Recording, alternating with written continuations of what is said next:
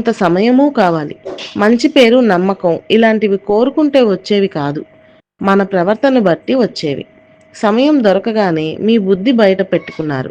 అవకాశవాదులు మీరు. ఇలాంటి వారిని ఎవరు నమ్ముతారు? ఎవరు స్నేహం చేయడానికి ముందుకొస్తారు?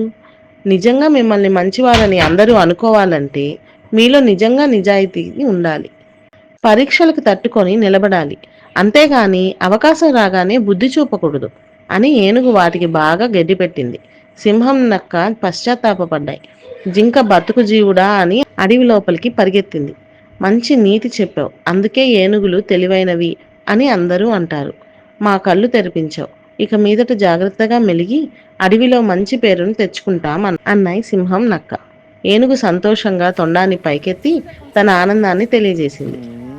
ఆ తర్వాత సింహం, నక్క ఏనుగు చెప్పినట్లే నడుచుకొని మంచి పేరు తెచ్చుకున్నాయి. నాకైతే నచ్చిన కథ ఇది. మరి కథ ఎలా ఉందో చెప్పు.